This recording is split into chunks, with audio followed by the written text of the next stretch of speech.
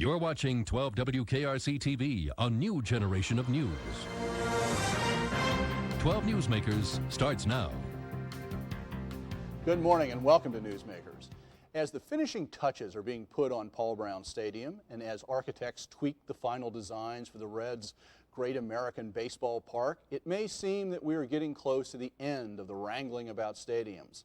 But in reality, the hard part has not even started yet, and I'm not talking about watching the Bengals playing the Tennessee Titans. Meeting the financial obligations involved in paying off the bonds for the two stadiums, plus the property tax rollback and the investment in city school buildings, is just beginning. Hamilton County Auditor Dusty Rhodes recently sent up a flare about his worry that meeting all three obligations may not be possible using only the revenue guaranteed by the 0.5% sales tax in Hamilton County.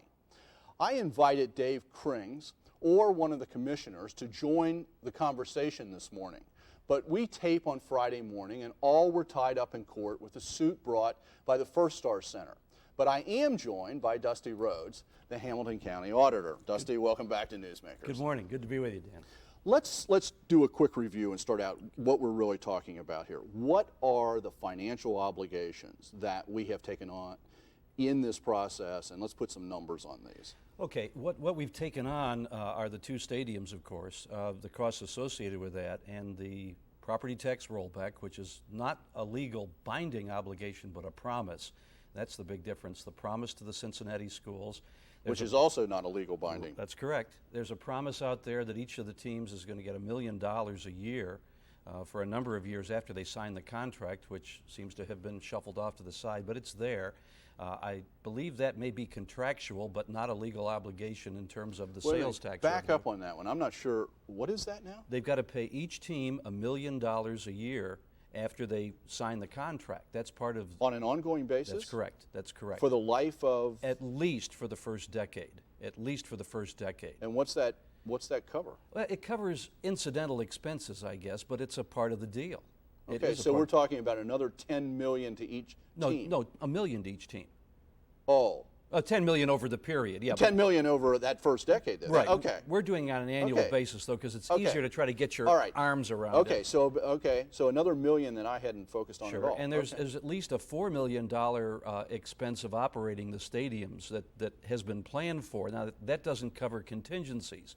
You see, there's a group of things hanging out. Wait a minute, though. Covering the operation of the stadiums, Correct. Won't that come out of the revenue from the stadium? Hopefully, a lot of it will come out of the revenue, but it's still an obligation that has to be met for repair and upkeep and that kind of thing. We're trying to get our arms around a whole bunch of numbers, and there's another wild card out there, which is the fact that the Bengals have an agreement which keeps them current with any new technology or anything that happens in any other stadium we have to duplicate. For example, computerized ticket terminals. If they say, hey, they've got it in Charlotte, we want it, the county has to provide it. But is that over the life of the entire 30-year lease? So even though things that, I mean, it's pretty up to date at this point when it's going to open, but things can really change. The idea was that we're going to keep this stadium new forever, or at least for the life of the stadium. But let's back up a little bit if we can and just take a look at the basic obligations. We're right now the sales tax is yielding a little over $57 million a year. Probably be up to 59, maybe even 60 million this year, which is good. And historically, and what the commissioners are counting on is the fact that historically that's increased about 3% a year at least, sometimes more. It's gone up steadily, and that's good. And let's say we hope it continues. What you've got is you've got at least a $22 million a year obligation for the debt for the Paul Brown Stadium. It rises to that number in 2002. Okay, and that's another thing. These costs, we're not in the midst of them now. We're ramping up to these costs, right? Well, sure, because what they've done, and this is critical, if you understand the time value of money, they've ballooned the big payments at the end of the debt. And I think this is something that nobody's really looked at. Originally, this was supposed to be a 27-year tax. Well, what's happened is they got the state law changed so they can extend the life of the baseball stadium to 35 years. Let's back up on this. Okay. Because I think lots of this gets really complicated. Oh, it is. the point about issuing bonds, if I understand things correctly, is that you can, which are cover capital costs, you cannot issue bonds that have a longer life than the facility you're building. Correct. Is that correct? That's correct. So if you project that the baseball or the football stadium has a realistic life of 30 years, you can't issue bonds. We can't be paying for it after it's shut down and we're building a new one. Right on the money. Okay, so going to the state legislature and extending it out to 35 years, in effect we're saying that facility will last 35 Precisely. years. Okay. Precisely. But if 30 years down, how long is the lease with the Bengals? It's 30-year lease, I think right? the Bengals is 30, but the baseball lease has gone to 35. Okay, baseball's 35. Right. Bengals are 30. So that sort of legal change is all about how long we have to pay these bonds. Exactly. And in a bond issue where you're borrowing huge amounts of money, if you balloon the big payments at the end, you obviously have got the use of the money over a longer amount of time, but it's going to cost you more. Okay. It's a difference between a 20-year mortgage and a 30-year mortgage, to put it in terms that is easy to understand. But now we're going to 35 years. So that's an adjustment. We've gone from 27 to 35 years. But that doesn't really seem to have any effect, because in 25 years, where are we going to be? I mean, maybe most of us will be gone. And somebody else will have to pay the cost. But the thing is, that's an increase. This tax was originally supposed to be for 27 years, and the more optimistic projections were it'd be gone in 23 years. Well, now it's going to at least 35 years.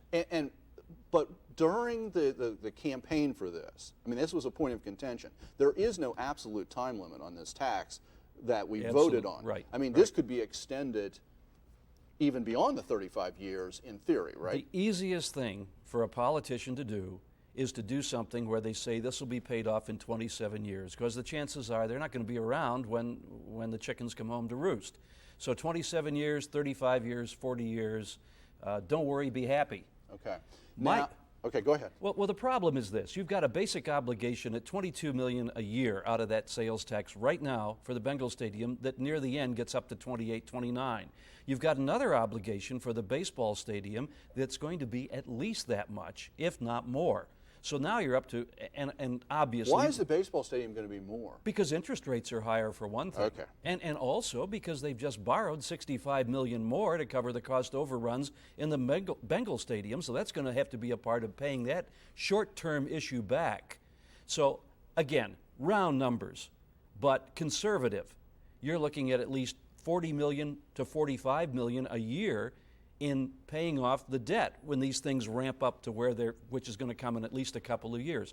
So you've got a 57, 59, say 60 million. Let's be optimistic. $60 million a year is coming in from the sales tax. You're obligated already for 40 to 45 million for debt service, assuming that nothing else happens. Okay. Okay, now you're at 40, let's say 40 million. Let's be real conservative and say 40 million to cover the debt. Okay, 18 million for property tax reduction, which will probably grow over the years, but let's keep it at 18 million for sake of an argument. You've got $7.5 million to the schools in the year 2002. Are you following me? Yeah, I'm following you, but I thought it was $5 million a year because it's $100 million over 20 years. I did too, but the numbers now are $7.5 million. How could that happen? Because apparently they've tied it to property tax values or something, but I've seen this number a couple of times, and it's at least $7.5 million in a couple of years. Well, actually, I've seen that number too, and I didn't understand what it meant. Right. So actually, we're now going to be paying the schools even more than what we on the press have been reporting. Sure. And I'm trying to keep these numbers conservative. So let's do a quick adding here. Okay. $40 million in interest and payments for the stadiums, $18 million for the property tax, assuming it doesn't increase, $7.5 million for the schools. Are we up around $65 million now? For basic numbers. Okay, $1.5 million to each of the teams is $67 million, and $4 million more for operating the stadium. You're at $71 million right now, and that's and the income is about 60, if you want to be. So the point is, the income side and the revenue side and the obligation side already don't seem to line up. Exactly. The problems I've got with this, and I've had with this from the beginning, is I perceive a kind of a carefree attitude to this money. And I may be wrong, but that's what I perceive, the way that the dollars are flying around. Then I see a quote in the paper that the original man who did the projections just pulled a number out of the air. That was a direct quote. And then I see a From who? From Mitchell Zeitz. Well, Suzanne Burke said that Mitchell Zeitz just pulled a number out of the air, which doesn't give me a lot of comfort. And then I read more recently that, well, this number is just a placeholder number, and we're going to back into it from Ted Ritchie, who's their financial man now. Here's the problem. Their side of the argument, if I can give it, and I hope they're right. Lord, I hope they're right. They're projecting continuing increases in the sales tax. And if the economy keeps going and all is well, that may be a pretty safe bet. My concern is twofold. We are way overdue for a business recession in this country. And by everything that's holy, the boom has gone on so long, it's only natural that things back up. The other thing is internet sales that nobody seems to want to focus on, but they are increasing exponentially. And nobody is paying taxes on the internet, and I believe Congress passed some kind of a stop that won't let anybody collect taxes. Well, actually, I am paying attention to it, and I'd like to use I got some figures here that great. I'd like to bring out, because this is a big concern of mine. Good. The impact of the internet on state and local sales tax is a major concern of the National Governors Association. In an independent study by the Forrester Institute, it found that state governments lost $525 million through internet sales in 1999. Remember, the internet's not very big yet. California led that list, losing $73.8 million. That study projected that this year, with the growth of internet sales, Ohio will lose more than $671 million. And in the New York Times this week, there was a full-page advertisement trying to, by an interest group, right, alerting people to this sort of question. And I brought this up on Newsmakers before. This is this looming change in the way we do business. I mean, and it's not only the internet, by the way, it's also catalog sales. Sure. I mean, think of the change, how much you order now through the mails. A company does not have to pay sales taxes if they're selling to a customer where they don't have a physical presence. So if you order something from California and that company doesn't have a presence in Ohio, they don't have to pay the sales tax. Sure. And with the internet, where the heck are they? So the point is, this raises big questions about the future collection of sales taxes. Well, that's it. And Dan, the problem I have is I just don't think the financials of this whole deal have been conservative, and that bothers me. And I think we're obligated to try to. And let me go back, and as I understand it, you said this quickly, but I want to make sure I understand and reinforce what I think I understand. The projection here, the assumption is that in order to make these obligations work, even aside from the numbers you use, but assuming the best, there has to be a growth in sales taxes of at least 3% a year? Absolutely. Is that the assumption? At least, and maybe more than that. Maybe they need 4 or 5%. I've heard those numbers thrown around, but at least 3%. The problem is state law only lets you certify bonds for what they've actually got over the last couple of years, which is good. My concern is that property tax rollback is going to be easy to be forgotten in 3 or 4 years. And how much, what's the obligation per year on the property tax rollback? Right now it's about $18 million. And how would that affect an average homeowner? I mean, $18 million sounds like a big number, but how's that come down to? Well, what has happened is that the commissioners have kept it about 4.5%, actually even increased a little bit year to year. It's about a 4.5% reduction on owner-occupied property. So it's significant. When you add it to the 2.5 state percent, you're talking about 7% difference. Now the state's reduction will still be there, but you're talking about 4.5, 5% a year in additional taxes, or a rebate you won't get. And my problem with this is simple. You promise the people something, you are obligated to deliver it. And if they ever try to take that off, or reduce it because of their obligations, I think that people are going to be more than a little upset. But that's a political obligation, not a legal obligation. Precisely. Okay. And so that's why, if we get into a crunch, that is a place we can change things. Sure. Okay. Same thing with the school payments? You know, I'm not sure, but I think so. I don't think that was a part of the vote. The vote was only to build to build the stadium. It wasn't on the ballot. Right, exactly. And well, there's been some resistance. I know the city has resisted paying, and I don't know if they have or not yet, but the county has never hesitated to say that, yeah, we're gonna do this. But when you go to the voters and say, we're gonna do this, there's gonna be a property tax rebate, and oh yeah, we're also gonna help the schools in the district in which we're building the stadium, I see that as a solemn promise. I don't see that something that can be cast aside, and I think it ought to be planned for and projected for. It can't be cast aside without implications. Right. But it can be cast aside. Sure, absolutely. Okay. And if we come up short, when we've issued bonds as a county, we have an obligation to pay those.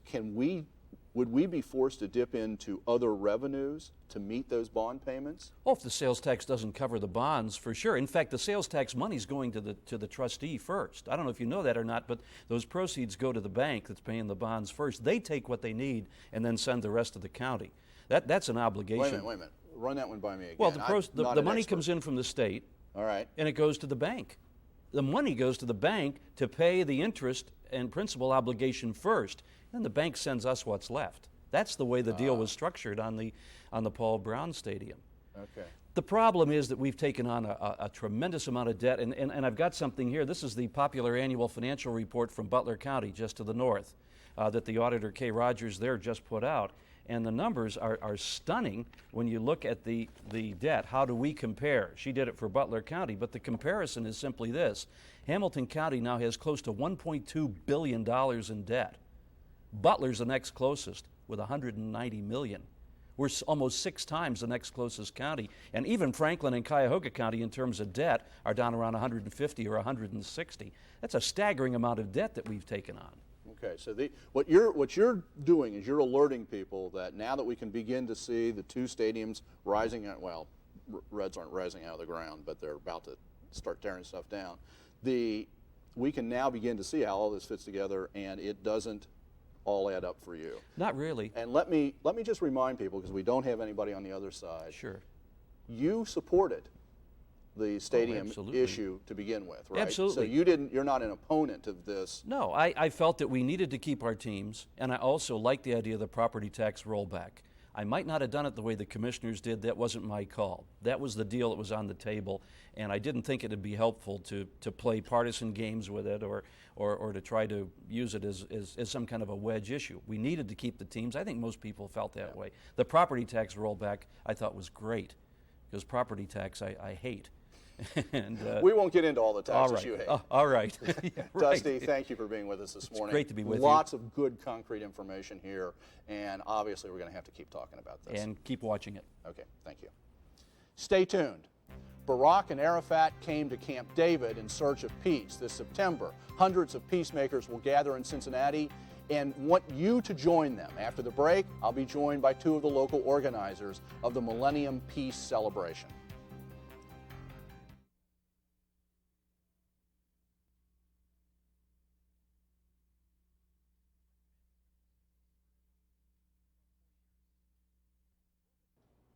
Welcome back.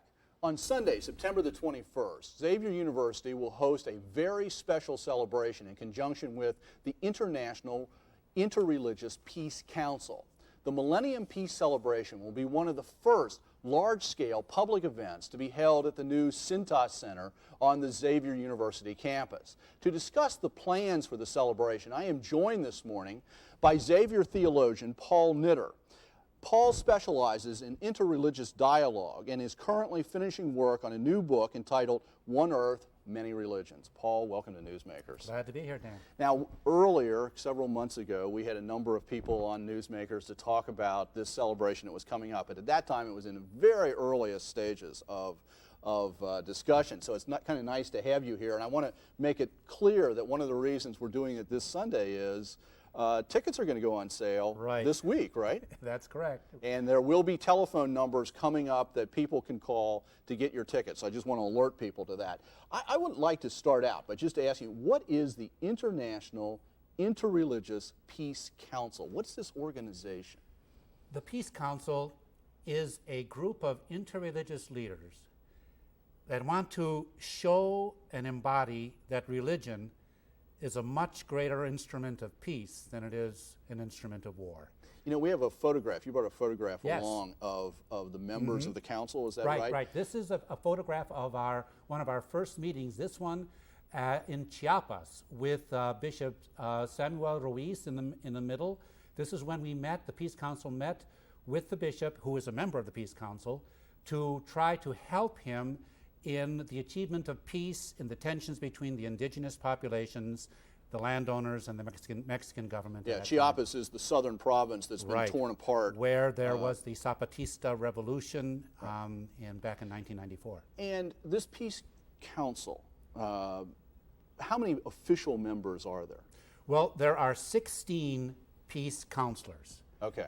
Who are selected, for their prominence, for their high profile, but B, for their very real and personal commitment to working for peace. And my understanding is that you're not what's your relationship? I'm on the board of trustees. Okay. I'm on the group of people who kind of take care of the administration, the planning, the financing. Now, my understanding is the Peace Council meets, and you try to meet, as you did when you met in Chiapas, in places of conflict. You don't just go to the nice hotel rooms in Orlando, Florida. No, the intention is to meet in areas where there is conflict, especially where the conflict may have religious roots or religious sources, to come only at invitation of someone local who invites the help So in that of case, the the counselor. bishop. In this case, the bishop, right. So what are some of the other places that Well, we have met in Chiapas twice, actually. I mean, the first meeting in '96, and then after a horrible massacre where some 40 people, mostly women and children, were slaughtered, we came back in 1997. We just returned, just being the beginning of May, from a meeting in Jerusalem, in Israel and Palestine. We were that close. 2 years back, we were that close to meeting in Pyongyang in North Korea at the invitation of the North Korean government to try to work for contacts with the South Korean government. And even though we didn't meet, we like to think that some of our early efforts in terms of communications, trying to set that up. Mm-hmm. Now, okay, that's the sort of work that this group does. Why are you in Cincinnati? Oh. Is there a crisis I don't know about? Well, no. What the Peace Council has realized is that besides the active involvement, we also need occasional meetings where we come together to nurture each other spiritually. This is an interreligious group. That's the defining characteristic. What's the range of some of the religions that are represented here? Well, just Dalai Lama representing Buddhism, Mahagosananda, the leader of the Cambodian Buddhists, Bishop Tutu representing Christianity. We have Chandra Musaffar, a Muslim from Malaysia, Mr. Abu Bakr, head of the Muslim Institute in Paris, Father Thomas Keating, Catholicism, Sister Joan Chittister, also Catholicism, Rabbi Wyman Kelman, Levi Wyman Kelman, representing Judaism. So this broad cross-section. Yes, we've got everybody represented. We're working still on the representation from the indigenous religions. So on September the 24th here in Cincinnati at Cintas Center, what's actually going to happen? Well, let me just to return to your previous question. Before the meeting here in Cincinnati at the Cintas Center, the Peace Council will have spent a week of retreat at Gethsemane Abbey, the Trappist Abbey in Kentucky. And there is where we're going to come together kind of to recharge our spiritual batteries and go on retreat and also do some planning. You know, I'm realizing we're running out of time. What about, do you want just normal people like you, like me, to show up for this? We want as many people from the Cincinnati community to come to this event because really it is a historic event, not just for Xavier University, but for our city, to bring together such a wide gathering of prominent international religious leaders who are coming not just to meet as religious leaders, but to meet as peacemakers, to show that and to feel, and through the rituals that we will have, and the rituals have all been planned working with the individual communities here in Cincinnati, with the Jewish community, the Muslim community, the Protestant community, Catholic community, to have various rituals that will show the distinctive contribution that each religion can make to the task of peacemaking. You know, there is a brochure you've put out with lots of information, and I want to now make sure that people have the telephone number to get this brochure and to call in and get reserve their tickets, which are only $5. The number is 745-3411, and you can begin calling that number August the 1, Tuesday morning. Paul, thank you for being here this morning. Good luck with the celebration, and maybe one more time before then we can have you on. Thank you, Dan. It was a privilege. Okay. Thank you for making Newsmakers a part of your Sunday morning. Join us again next week to meet the women and the men who are shaping our community for the future. Have a good week.